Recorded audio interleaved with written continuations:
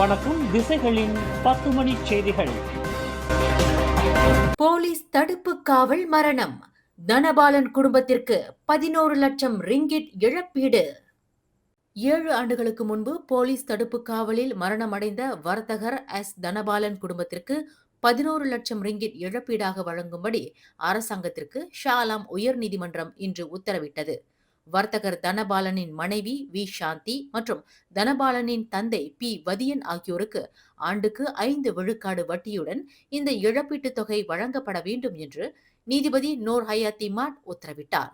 தனபாலன் கடந்த 2018ஆம் ஆண்டு ஏப்ரல் 17ஆம் தேதி ஷாலாம் போலீஸ் தடுப்பு காவலில் மரணமடைந்தார். பரிசன் நேஷனலில் ஓர் உறுப்பு கட்சியாக மாசிசா தொடர்ந்து வீற்றிருக்கும் என்று அம்னோ உதவித் தலைவர் ஜொஹாரி கனி நம்பிக்கை தெரிவித்துள்ளார்.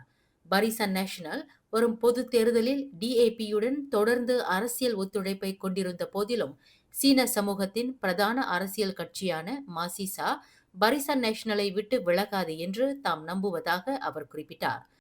பரிசன் நேஷனலை விட்டு விலகுவது தொடர்பில் மாசிசா தொடர்ந்து சொந்த காரணங்களை கொண்டிருக்கலாம், ஆனால் அவ்வாறு முடிவெடுக்காது என்று தாம் திடமாக நம்புவதாக தோட்டம் மற்றும் மூலத் தொழில்துறை அமைச்சரான ஜொஹாரி கனி தெரிவித்தார்.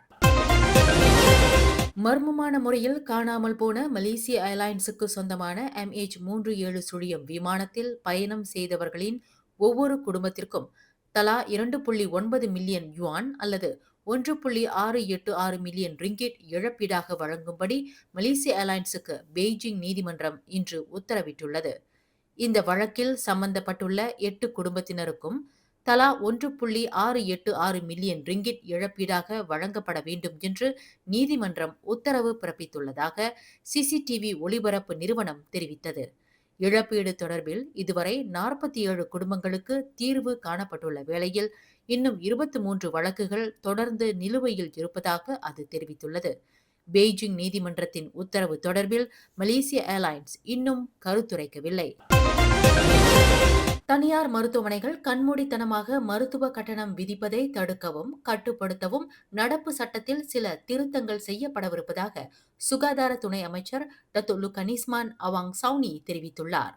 1998ஆம் ஆண்டு தனியார் மருத்துவமனை சட்டத்தில் இந்த திருத்தம் செய்யப்படும் என்று மேலவையில் இன்று கேள்வி நேரத்தின் போது அவர் இதனை தெரிவித்தார்.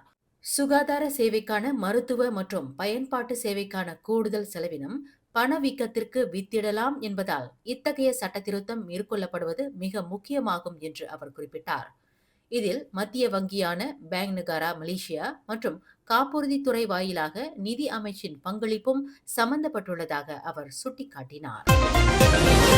மலேசியன் ரயில்வே பெர்ஹாட்டுக்கு சொந்தமான ETS மின்சார ரயில் சேவை கோலாலம்பூரில் இருந்து ஜொஹூர் பாரு சென்ட்ரல் ரயில் நிலையத்திற்கு வரும் டிசம்பர் 12ஆம் தேதி அதிகாரப்பூர்வமாக தொடங்குகிறது.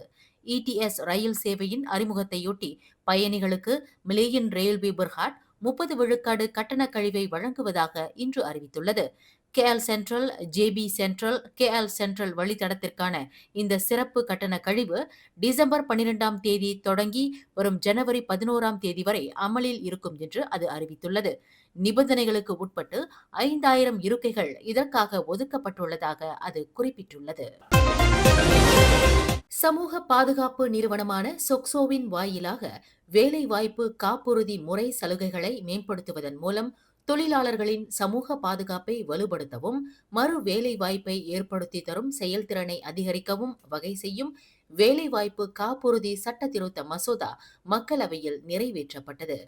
சட்ட திருத்த மசோதாவின் 2வது மற்றும் 3வது வாசிப்புக்காக மக்களவையில் தாக்கல் செய்த மனிதவள துணை அமைச்சர் டத்தோஸ்ரீ அப்துல் ரஹ்மான், சட்டம் 800வது பிரிவில் சீர்திருத்தங்கள் செய்வது மூலம் வேலை இழந்த சொக்சோ சந்தாதாரர்களுக்கு மிகவும் நிலையான வருமான ஆதரவு, சிறந்த பயிற்சி வாய்ப்புகள் மற்றும் மிகவும் பயனுள்ள மறு வேலைவாய்ப்பு திட்டங்களை வழங்குவதில் கவனம் செலுத்துகின்றன என்று விளக்கினார்.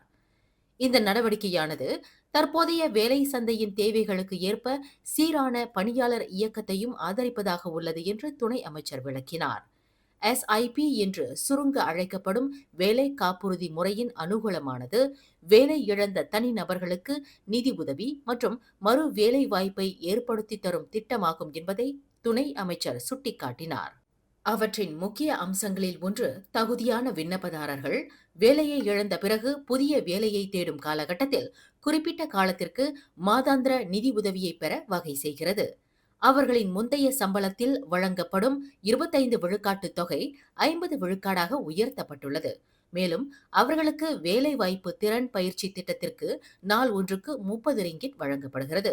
பயிற்சி கட்டணம் 7,000 ரிங்கிட்டாக அதிகரிக்கப்பட்டுள்ளது. தவிர போக்குவரத்து அலாவன்ஸ் தொகை, வசிப்பிடத்தில் இருந்து 100 கிலோமீட்டருக்கும் கூடுதலான தூரத்தில் புதிய வேலை வாய்ப்பை ஏற்றுக்கொள்ளும் சந்தாதாரர்களுக்கு ஒருமுறை 1000 ரிங்கிட் வழங்கப்படும். புதிய சட்ட திருத்தத்தின் வழி SIP சந்தாதாரர்களுக்கு ஒட்டுமொத்த ஆதரவு தொகை தற்போது 25,000 ரிங்கிட் வரை எட்டலாம். தவிர வேலை பொருத்தம், தொழில் ஆலோசனை, மறுபயிற்சி மற்றும் தொழிலாளர் சந்தை தரவுகளின் விரிவான பயன்பாடு உள்ளிட்ட சொக்சோவின் செயல்பாடு வலுப்படுத்தப்பட்டிருப்பதை இந்த சட்ட திருத்தம் உறுதி செய்கிறது என்று டத்தோஸ்ரீ அப்துல் ரஹ்மான் சுட்டிக்காட்டினார். 2026ஆம் ஆண்டு தேசிய சேவை பயிற்சி திட்டமான PLKN 3.0 பங்கேற்கின்றவர்களின் பெயர் பட்டியல் வெளியிடப்பட்டுள்ளது. சம்பந்தப்பட்ட மனுதாரர்கள் தங்கள் பெயர்களை இன்று முதல் சரிபார்த்துக் கொள்ளலாம் என்று தேசிய சேவை பயிற்சி இலாகா அறிவித்துள்ளது. 2026ஆம் ஆண்டுக்கான தேசிய சேவை பயிற்சி திட்டம் PLKN 3.0 அடுத்த ஆண்டு ஜனவரி 17ஆம் தேதி தொடங்கி மார்ச் 3ஆம் தேதி நிறைவு பெறுகிறது. இந்த பயிற்சிகள் கோலாலம்பூர் ராணுவ முகாம் பட்டாளம் 515லும், பஹாங் பக்கான் பட்டாளம் 515லும் நடைபெறுகின்றன. தேர்வு செய்யப்பட்ட மனுதாரர்கள் ஏற்புடைய காரணம் இன்றி பயிற்சியில் பங்கு கொள்ள தவறுவார்களேயானால் தேசிய சேவை பயிற்சி சட்டத்தின் கீழ் நடவடிக்கை எடுக்கப்படும் என்று அந்த இலாகா நினைவுறுத்தியுள்ளது. கோலாலம்பூர் அனைத்துலக விமான நிலையத்தின் முதலாவது முனையத்தில் மற்றவருக்கு சொந்தமான கடப்பிதழை பயன்படுத்தி நாட்டை விட்டு வெளியேற முயற்சி செய்த மலேசியர் ஒருவர் கைது செய்யப்பட்டார். இந்த சம்பவம் நேற்று ஞாயிற்றுக்கிழமை முதலாவது முனையத்தில் நிகழ்ந்ததாக மலேசிய குடிநுழைவுத்துறையின் தலைமை இயக்குனர் டத்தோ ஜக்கரியா ஷாபான் தெரிவித்தார். குடிநுழைவுத்துறை மற்றும் எல்லை கட்டுப்பாடு கண்காணிப்பு ஏஜென்சி மேற்கொண்ட கூட்டு நடவடிக்கையின் போது அந்த மலேசியரின் மோசடி வேலை கண்டுபிடிக்கப்பட்டது. அந்த நபர் காலை 11 மணியளவில் கைது செய்யப்பட்டதாக அவர் குறிப்பிட்டார். அந்த மலேசியர் மற்றவருக்கு சொந்தமான இந்திய கடப்பிதழை பயன்படுத்தி நாட்டை விட்டு வெளியேற முயற்சி செய்ததாக டத்தோ ஜக்கரியா தெரிவித்தார். மனிதவள அமைச்சர் ஸ்டீவன் சிம் தாக்கல் செய்த 2025ஆம் ஆண்டுக்கான 652 தேசிய திறன் மேம்பாட்டு சட்ட திருத்த மசோதா மக்களவையில் நிறைவேற்றப்பட்டது. இந்த சட்ட திருத்த மசோதா டிவேட் புரட்சியின் ஒரு முக்கிய பகுதியாகும். இது 3 வகை தேசிய நிபுணர் சான்றிதழ்களை அறிமுகப்படுத்துகிறது.